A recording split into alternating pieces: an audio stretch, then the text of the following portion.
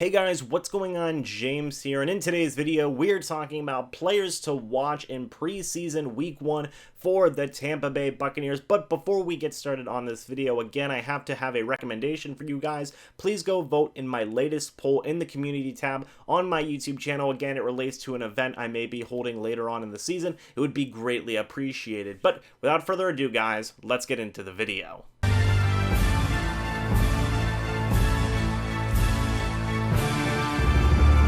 First things first, before we mention certain players to watch out for, is the first thing that I want to mention is Bruce Arians himself said that the starters, they're probably going to be playing 1 to 2 drives, and they're probably not going to be getting a lot of playing time at all. But he also said that a lot of the young players are going to be getting a lot of playing time. So some of the guys that I put on my list of players to watch out for may or may not get a lot of playing time. We just have to wait and see, but I put them on there just to be safe. And the second thing that I want to mention is, here's a list of the players who will not be participating in this game. You have Jamel Dean, Vita Vea, Jack Sitchie, Levante David, Dakota Dixon, who was just recently put on the injured reserve today. You have Anthony Nelson, Scotty Miller, KJ Brent, Scott Orndoff, Nick Fitzgerald, and Justin Evans. That is the entire list of players who will not be playing in this upcoming game versus the Pittsburgh Steelers. So with that out of the way, let's talk about some of the players you need to watch out for. Let's talk about offense first. At the quarterback position, I have Blaine Gabbert and Ryan Griffin as the two quarterbacks to watch out for. Makes sense, obviously. They're probably going to be playing, they're going to be the only two quarterbacks playing in this game, obviously, because Nick Fitzgerald isn't playing. And the Buccaneers just recently released Vincent Testaverde Jr. from the team. But obviously, these two guys, they've been having a little bit of a backup quarterback battle during training camp. Both guys have looked good in their own ways, especially Blaine Gabbert during training camp so far. He has had a good amount of play, so I'm very interested to see what happens here. Will the Buccaneers keep 3 quarterbacks? Will they not? We'll have to see, depending on how a guy like Ryan Griffin plays, especially because in the preseason, the past couple of years, Ryan Griffin really has had some magic in these preseason games that have convinced people to obviously keep him on the roster for the past few years. So, can he do it again? We will just have to wait and see. Running back position, I have 4 guys. You have Ronald Jones, Andre Ellington, Dare Ogunbowale, and Bruce Anderson. Let's talk about Ronald Jones first. I expect him to be getting a ton of playing time in this game. I know Bruce Arians said himself that he really wishes he could use Ronald Jones with the ones, but he also wants to make sure that Ronald Jones gets a lot of playing time in this game as well, which I think it will end up that Ronald Jones gets a lot of playing time in this game specifically. And obviously throughout training camp, everybody's been raving about Ronald Jones. I have, the media has, the Buccaneers organization has, a lot of you guys have as well, and this is going to be the first true stress test as to whether or not Ronald Jones' hype is true or false. It'll definitely, help a lot. It's not exactly to say that, like, oh, if he has a bad game, it's just completely over, but we really want to see him do good in this game. I don't think that this is a do or die situation for Ronald Jones. I'm not saying that at all, but it would definitely help his confidence if he had a good game in this upcoming preseason game versus Pittsburgh, because last year, obviously, with his preseason that he had, Dirk Cutter just did not put a lot of faith into the guy, and he just didn't do a whole amount of good things in last year's preseason. I mainly blame that on Dirk Cutter and his coaching staff, but this year definitely looks like that Bruce Arians is going to be giving him a big shot in the preseason, and I'm very excited to see how Ronald Jones does. I personally think he's going to be doing a very good job. Next 2 running backs I want to talk about, Andre Ellington, Dare Ogunbowale. These guys are having a really good battle for that 3rd running back spot. It almost makes me believe that the Buccaneers could carry 4 running backs on this roster. I still think it's definitely a possibility.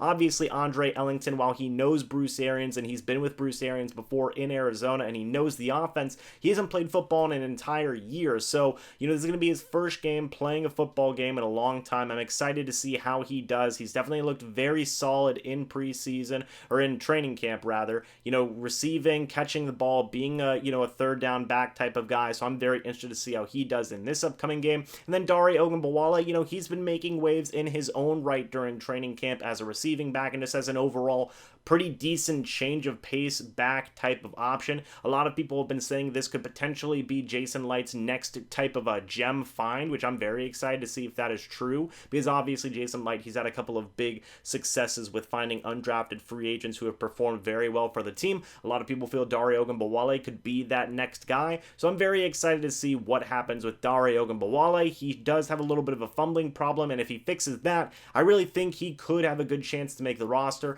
Also look out out for him to be a potential kick and punt returner. Finally, you have Bruce Anderson, kind of the odd guy out in this situation. I possibly expect him to be on the practice squad, so hopefully he has a good showing in this game. I don't know if he'll be getting a lot of touches, but hopefully he makes the most of his opportunities. Next, you have the wide receiver position, and I've listed 5 guys. You have Anthony Johnson, Justin Watson, Bryant Mitchell, DeMarcus Lodge, and Bobo Wilson. These are 5 of the wide receivers who I think are going to be getting the most catches in this game. Obviously, Anthony Johnson, Justin Watson, Bryant Mitchell. I expect those 3 guys to get a lot of catches just because of the chemistry I've seen between those 3 guys, Blaine Gabbert and Ryan Griffin. Those guys have really been gelling kind of well in their backup types of roles. Obviously, Anthony Johnson, I believe he is listed as the 5th wide receiver on the depth chart right now. I believe Scotty Miller is behind him as the 6th wide receiver. So it's safe to say that, obviously the coaching staff at least thinks a little bit of him. I know obviously they think that the first depth chart is bullcrap and whatnot, but it definitely leads me to believe personally that we are going to be seeing a lot of Anthony Johnson in this game. And fair credit, I was a big fan of Anthony Johnson whenever we signed him as an undrafted free agent.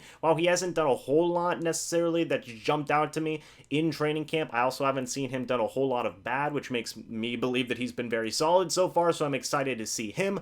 Obviously, Justin Watson, Bryant Mitchell, 2 of my top favorite backup wide receivers so far in training camp. Those 2 have been making some very good plays with all 3 of the quarterbacks, Winston, Gabbert, and Griffin, so I'm excited to see those 2. And then obviously DeMarcus Lodge, Bobo Wilson, both of them have a lot to prove in their own ways. Obviously, Lodge hasn't practiced a whole bunch because he has been injured, so hopefully he can come back from injury and have a good game here. And then Bobo Wilson, while a lot of people are assuming that he could make the roster because of his special teams plays and potentially as a kick and punt returner, I'm not too sure because from what I've seen from training camp so far, he's been very hit or miss, so he's kind of a guy to watch out for 100%. I know Bobo Wilson has a lot of fans on this, team and whatnot. Obviously, with the fan base, a lot of people like Bobo Wilson, but we're just going to have to wait and see because the competition at the wide receiver position right now is very hectic, very crowded, so those are 5 guys that you need to keep an eye on. At the tight end position, we have Anthony Auclair, Tanner Hudson, Jordan Leggett.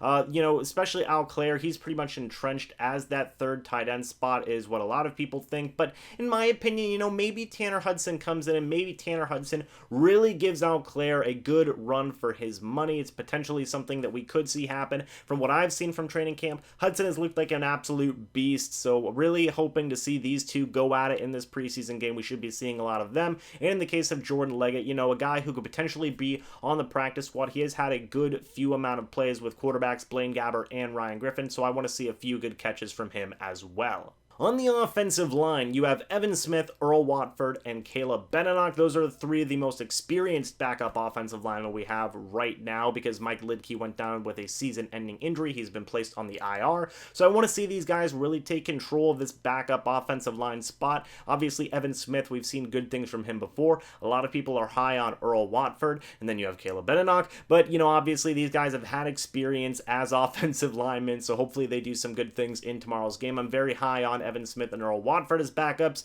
Caleb Benenoch will have to wait and see. Obviously, he moved back to his original spot as right tackle, where he wasn't too bad at that position for a few years, so hopefully he improves from his last year where he wasn't very good. And then obviously, look at some of these very young, undrafted, free agent backup offensive linemen who, are a little bit shaky right now. I definitely want to see who emerges from those backup offensive linemen who are undrafted, rookie free agents. There's a few of them, so hopefully a couple of them really come up and really improve and really show some progress. On the defensive side of the ball, for the defensive line, I have Rakeem Nunez-Roche, Bo Allen, Terry Beckner Jr., William Golston, and Jeremiah Ledbetter. Those are 5 of the defensive linemen that I think you guys should look out for. Obviously, Rakeem Nunez-Roche, he is playing defensive end right now. I'm very interested to see how he does. I'm a big fan of his. I think his name's awesome. I think he can be a very productive player for this team, and Bruce Arians seems to like him as well as Todd Bowles seems to like him as well. I think that he is probably a pretty safe bet to make this roster if he has some good preseason games, if he strings together some good plays.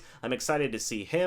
Obviously, Bo Allen, he is currently listed as the backup nose tackle for the Buccaneers depth chart. With Vita Vea being out, he's going to be playing a lot, so I'm very excited to see how he does. In the case of Terry Beckner Jr., I haven't seen a whole lot in training camp that has jumped out to me, but obviously he's a former draft pick, 7th round draft pick in this most recent draft, so I want to see him do good. And then in the case of William Golston and Jeremiah Ledbetter, they're having a little bit of a battle for that starting defensive end spot. Golston and Ledbetter are. Ledbetter, I think, has a legitimate chance to supplant Golston for his starting spot. He has looked pretty darn good in training camp so far, so this is definitely a battle to keep an eye on. I'm not sure how much Golston will play, like I said, but obviously Ledbetter, he's probably going to be playing a lot, and me personally, I think he could do a pretty good job. Outside linebackers, I have Shaq Barrett, Kazin Daniels, Noah Spence, and Carl Nassib. Now, obviously, in the case of Noah Spence and Carl Nassib, they are listed as the starters on this first depth chart that the Buccaneers released right now, but obviously, they're very young players, and they definitely need some experience as outside pass rushing linebackers, so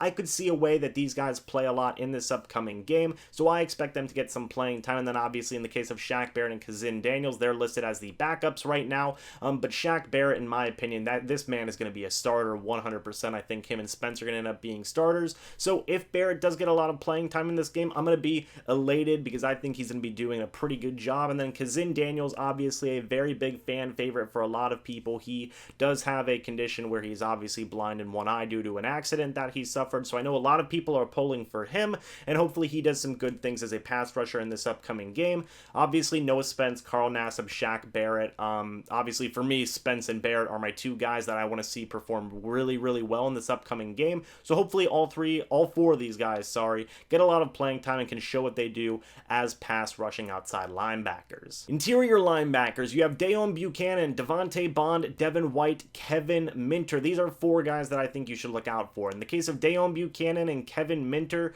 these are guys who both know the Todd Bowles system, who both know the Bruce Arians type of system, so on and so on. I expect them to do a pretty darn good job as backup rotational linebackers, especially in the case of Deone Buchanan. I could see him playing inside linebacker and safety in this game, so keep an eye on him and see where he moves around. In the case of Devontae Bond, he's definitely battling for a backup middle linebacker spot, so let's just see how he performs. He's a former 6th round draft pick of the Jason Light era. Then finally, Devin White. This one was definitely another tough one to call because, again, he is a starter, but he's a rookie, so is he going to play a lot? Is he not going to play a lot? I'm not too sure. Again, something to keep an eye on, but it's also very possible that we see a lot of Deone Buchanan, Devontae Bond, Kevin Minter, but possibly not a lot of Devin White. But obviously I had to put him on this list because he is our first round draft pick. He should possibly be playing a lot just to get more comfortable in this system in game time situations. So those are the four interior linebackers to keep an eye on. At the cornerback position, I have Sean Murphy-Bunting,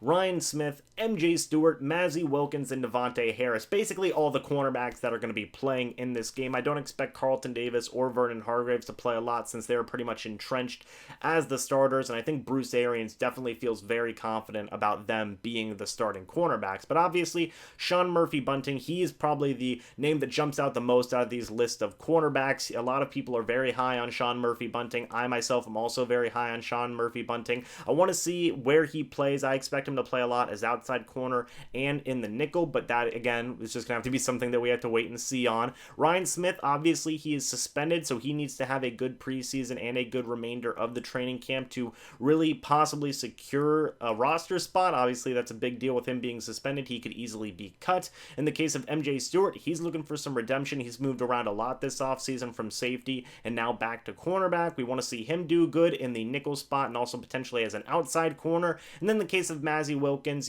and Devontae Harris, both guys who have been kind of flying under the radar a little bit. I loved Devontae Harris's work from last season, and obviously Mazzie Wilkins, he's been improving and impressing a lot in training camp, so those are both guys who I really think you shouldn't ignore either. Safety position, you have Mike Edwards, Jordan Whitehead, Kentrell Bryce, and Isaiah Johnson. Now, obviously, Mike Edwards, Jordan Whitehead, they are listed technically as the starters right now. I believe off the top of my head, Mike Edwards is a starter. I'm almost positive Jordan Whitehead is. But again, they're young guys, so I could possibly see them getting a lot of playing time as well, just like Bruce Arians says. He wants to get a lot of the young guys playing time. They're young guys, so, we'll just have to wait and see if they get some playing time. If they do get playing time, I'm excited to see how they do do as starting safeties, because so far Edwards has looked really good and Jordan Whitehead has looked absolutely lights out. You know, him and Vernon Hargreaves, like I've said all training camp, have looked like the two best defensive backs we have on the roster. So I'm excited to see how those two guys do. I'm not sure how much playing time they will get, but we'll just have to wait and see.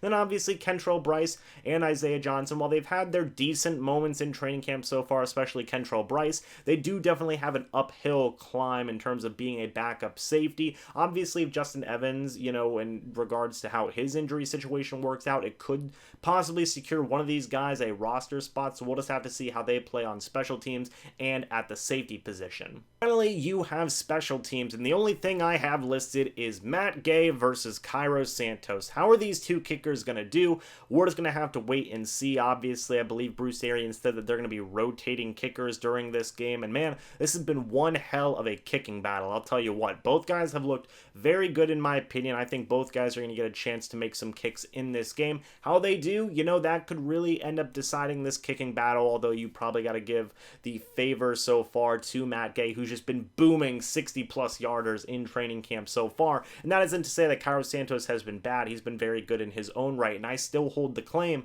of whichever kicker does not make the team will end up on another team. I still believe that 150% without a doubt in my mind.